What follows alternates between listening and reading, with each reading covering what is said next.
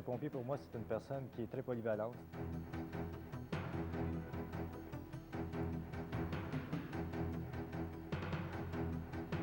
Quelqu'un qui déteste la routine, c'est le métier parfait.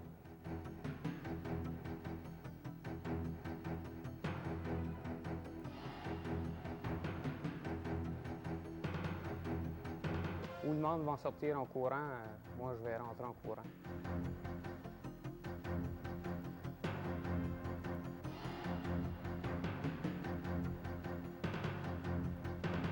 C'est d'aider la population.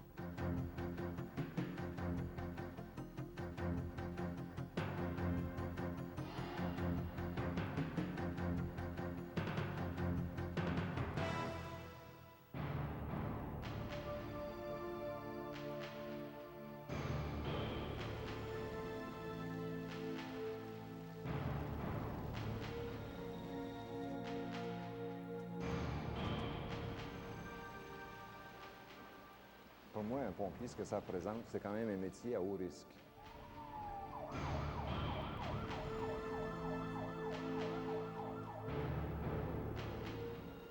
On ne connaît pas les lieux de travail. On arrive sur une intervention, le bâtiment, on ne connaît pas nécessairement l'intérieur.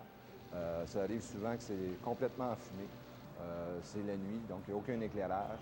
On porte un appareil respiratoire avec un masque. On ne voit donc pas où on va.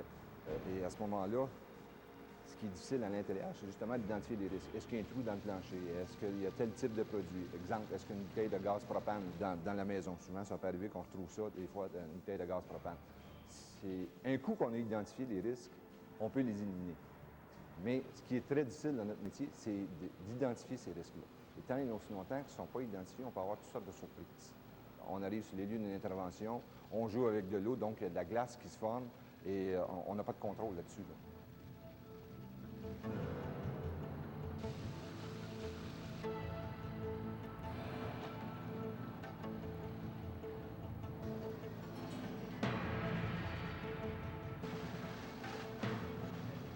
Ça bouge continuellement à Montréal.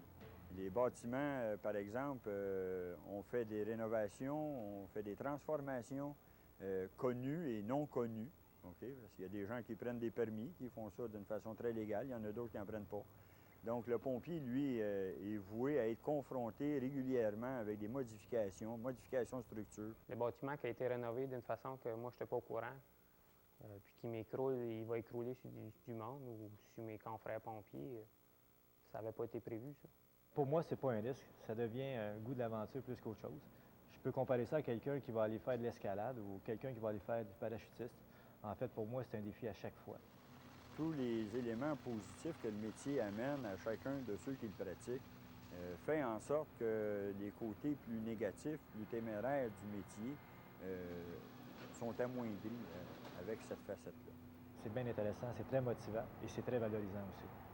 C'est sûr que le métier de pompier, ça comporte des risques, là, mais si tu es conscient de ça et tu es capable de les percevoir, ben je vois pas pourquoi c'est si risqué que ça.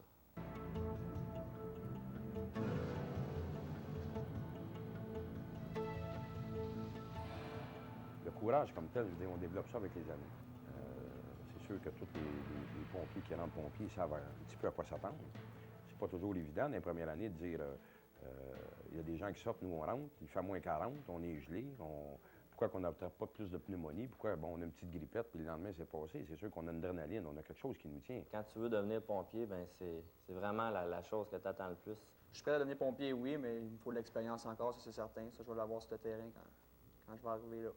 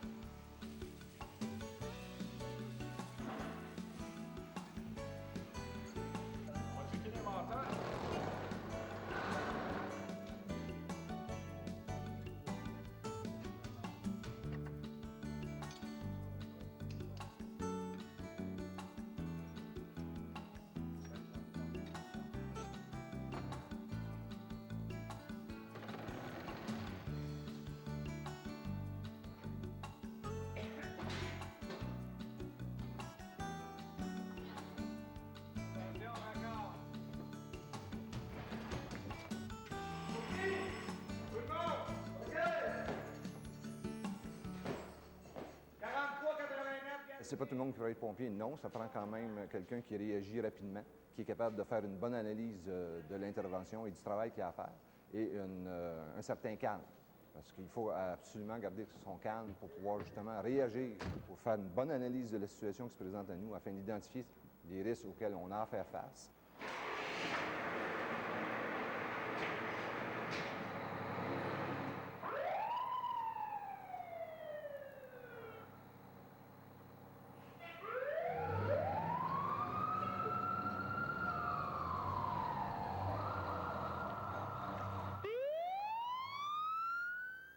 Un coup qu'on a identifié ces risques-là, on peut les éliminer. On peut prendre des méthodes pour les éliminer ou se protéger de ces risques-là. C'est-à-dire, exemple, si le feu est dans un bâtiment et qu'on a réussi à analyser que le feu, ça fait tant de temps qu'il est à l'intérieur du bâtiment et qu'on connaît notre structure, on sait que la structure va résister tant de minutes à un incendie.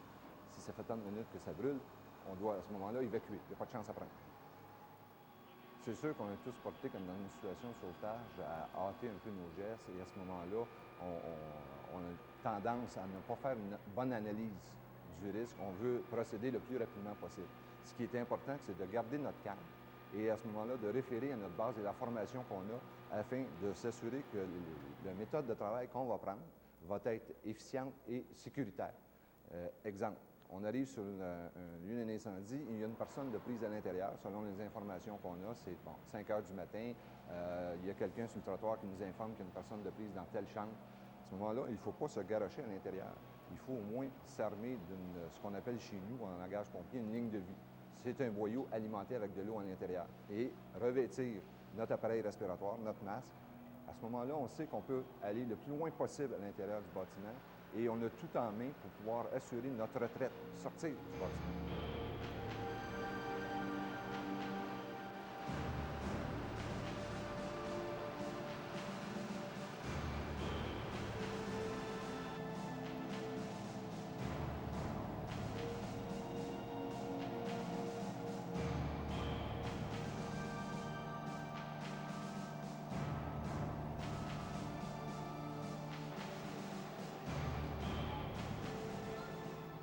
Être pompier, pour moi, c'est une personne qui, dans la société, a décidé de prendre une partie de sa vie et de la consacrer à ses semblables. Un pompier, pour moi, c'est une personne qui est très polyvalente. C'est une personne qui peut faire à peu près n'importe quoi dans n'importe quelle circonstance, en ayant un bon contrôle de soi, puis aussi une certaine expérience qu'on va acquérir au cours des années, qui va nous permettre d'avoir aussi une bonne assurance, puis aussi d'être en mesure de répondre le plus adéquatement possible au service de la population. Il y a beaucoup d'aventures là-dedans. Tu fais face à plusieurs situations. C'est jamais pareil. C'est physique. Puis autant quand tu as un feu que quand tu as à aider du monde ou... tu sais, c'est pas juste pour toi aussi, c'est pour aider le monde, aider la société. Tu peux avoir autant des temps morts comme tu peux avoir des temps extrêmes. Exemple, on est là, on est en train de faire une entrevue. L'alarme sonne, dans 2 minutes, je suis en train de faire un sauvetage, sortir une femme de son logement avec son enfant ou arriver sur un accident d'auto avec des victimes. C'est particulier comme métier. Ce qui attire beaucoup de gens pour faire application chez le pompier, c'est justement un peu la diversification de la tâche accomplie par le pompier. Il n'y a pas de routine en tant que telle. Il n'y a jamais un incendie qui ressemble à un autre incendie. Il y a aussi le goût de rendre service au public. C'est évident que ça attire beaucoup de monde. Ce qui m'intéresse dans le métier de pompier, c'est le contact avec la réalité. C'est le fait d'aider les gens, puis d'avoir des feelings que tu n'as pas ailleurs. Je pense pas que c'est donné à tout le monde de faire le métier de pompier. Juste par exemple, où le monde va sortir en courant, moi je vais rentrer en courant. En débutant, on était sur une autre intervention sur la rue Sainte-Catherine, puis dans le carré Bennett. Là. Il y avait plusieurs pompiers là pour une fuite de gaz. Donc, il y avait beaucoup de procédures au niveau de l'évacuation, au niveau protection.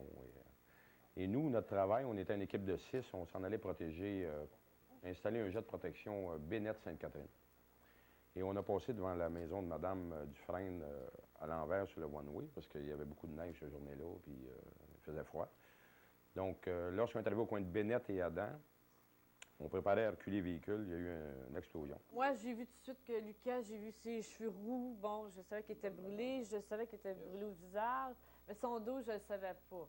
On dit un gros merci aux pompiers, un gros merci au bon Dieu. J'en ai beaucoup voulu au bon Dieu aussi, là, mais à quelque part, je me suis revirée. J'ai dit, bon, en réalité, il a tout fait que tout va bien, tout a bien marché. Il a fait que tout le monde s'en sorte pareil, là, parce que ça aurait pu être pire, là. Pendant l'intervention des pompiers, on est dépêché sur les lieux. On doit commencer à travailler avec le personnel aux opérations et en opération pour protéger la scène d'incendie et évidemment protéger la preuve aussi. Et une fois que l'incendie est terminé, on va faire des fouilles, une investigation dans le but d'établir d'abord une propagation à cet incendie-là, dans le but de garantir le lieu d'origine et le point d'origine. Et une fois qu'on va avoir établi le point d'origine ou les points d'origine, dépendamment des circonstances, on va découvrir la mise à feu, les premières matières à s'enflammer, de façon à déterminer d'une façon réelle la cause physique. Dans l'explosion de la rue Adam, on avait à faire d'abord un lien entre l'événement fuite de gaz, qui est arrivé à 8h30 le matin, puis l'explosion qui arrive à midi moins 5. OK? Donc, le lien, c'était les égouts. Mais là, il faut prouver tout ça. Fait que là, on a commencé à faire l'excavation du bâtiment. On a d'ailleurs ramassé les tuyaux de gaz. Hein? La base de ciment qui est là est sur la terre, OK? Parce que c'est un vide sanitaire. Le tuyau de grès, lui, s'en va dans la terre jusqu'à la rue. Et il y a un collet de ciment comme ça, ce qui est anormal. Donc, à partir de là, nous autres, on fait un test de fumée. On met des fusées dans l'égout. Fait que j'ai un de mes gars qui est descendu dans l'égout avec un égoutier. Ils sont rendus jusqu'à l'égout de maison. Et de là, ils ont fait le setup, ils l'ont installé, et la fumée est venue sortir là directement.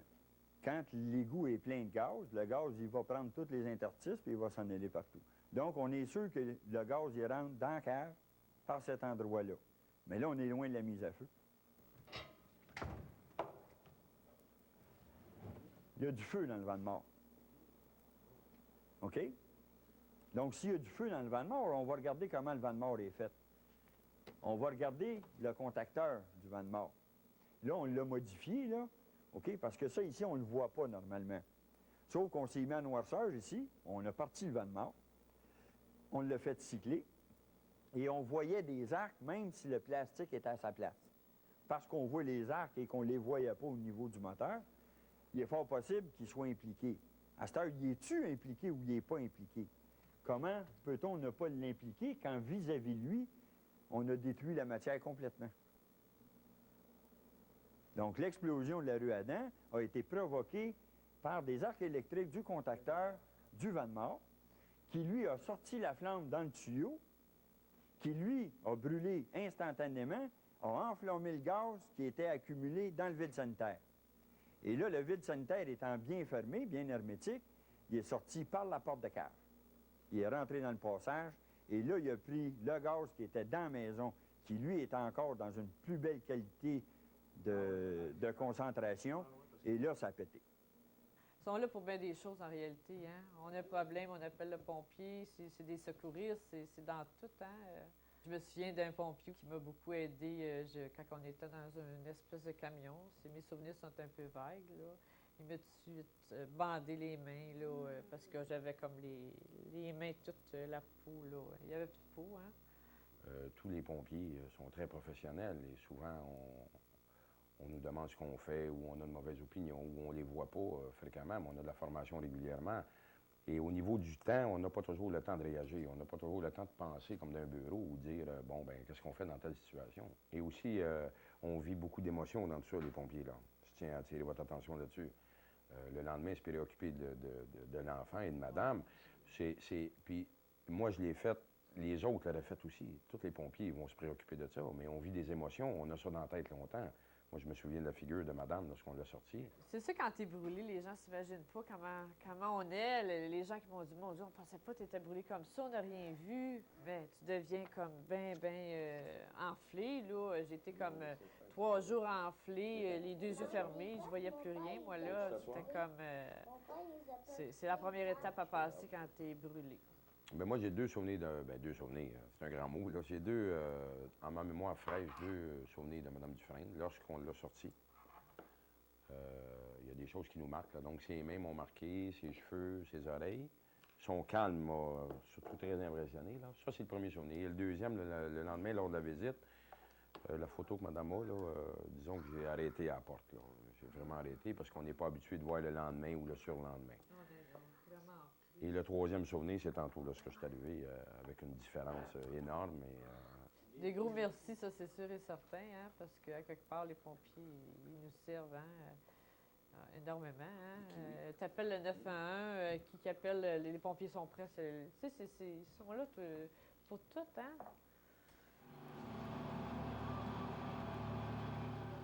Dans une caserne de pompiers, on peut retrouver très souvent 2 véhicules. Sur chaque véhicule, on a un officier. Ça peut être un lieutenant comme un capitaine. Dans chaque caserne à Montréal, sur chaque groupe de travail, on a un capitaine qui est le responsable de la caserne. Et le lieutenant, lui, est responsable d'un véhicule. Ces 2 personnes-là, lorsque